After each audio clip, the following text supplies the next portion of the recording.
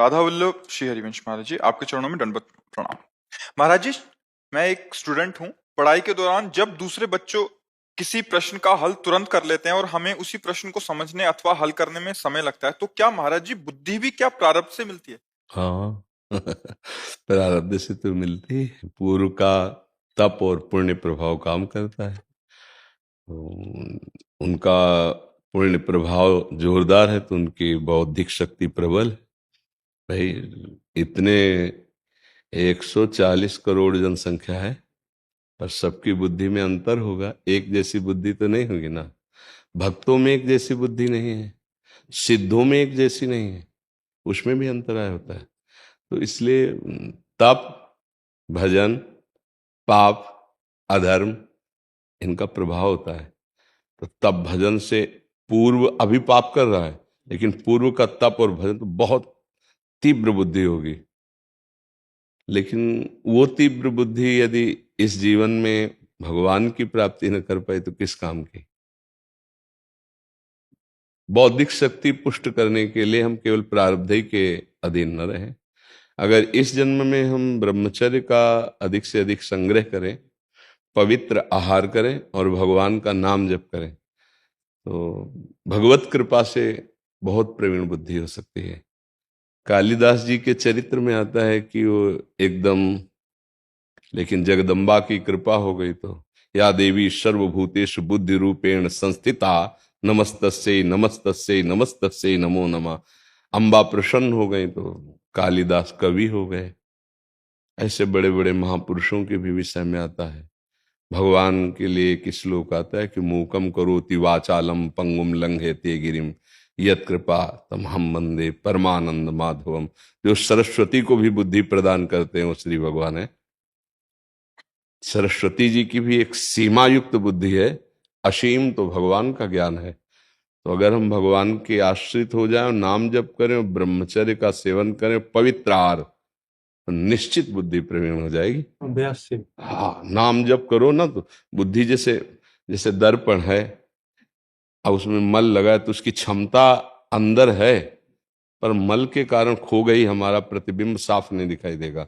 और जे भी मल हटा तो साफ दिखाई देगा ना, तुरंत। तो ऐसे ही निर्मल बुद्धि तुरंत ज्ञान प्रकाशित करती है, और जैसे जैसे मलिन होती जाती है वैसे मूढ़ता जागृत होती है। अब बुद्धि के मानने के लिए कोई निर्मा सर्फ आदि की रचना तो हुई नहीं, उसकी नाम जप है, शास्त्र स्वाध्याय है, भगवान की आराधना है, उसी से बुद्धि प्रबल। बुद्धिमताम वरिष्ठम, बुद्धिमानों में श्रेष्ठ कौन? से हनुमान जी। क्यों? हर समय सिया राम सिया राम सिया राम, है नहीं? तो बल और बुद्धि दोनों भगवान से प्राप्त होती है। मूक भी वाचाल हो जाए, पंगु भी पहाड़ को लांघ जाए, ऐसी सामर्थ्य भगवान देते हैं। तो मुझे लगता है कि हमें भगवान का आश्रय लेकर नाम जप करते हुए ब्रह्मचर्य का सेवन करें तो जरूर बुद्धि पवित्र हो जाएगी। तो मंत्रों में, नाम में अपार सामर्थ्य है। हम विश्वास करें और शुरू करें। जैसे डॉक्टर पर विश्वास करके दवा लेना शुरू करते हैं तो धीरे धीरे रोग का शमन होता है परहेज के साथ।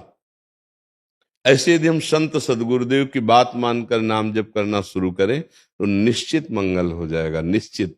देखो, एक बार हमको आज के 22-23 वर्ष पहले किसी मंच पे बैठाला गया, सन्यास का वेश था कि आप कुछ बोलिए। तो भगवान की ऐसी लीला थी, तब तक हम ऐसे रहते थे कि जैसे कोई, हम कई बार हमसे पूछा गया कि तुम्हारे वाणी है कि नहीं, बोलना आता है कि नहीं, क्योंकि मौन शांत, अब किसी से कोई मतलब नहीं।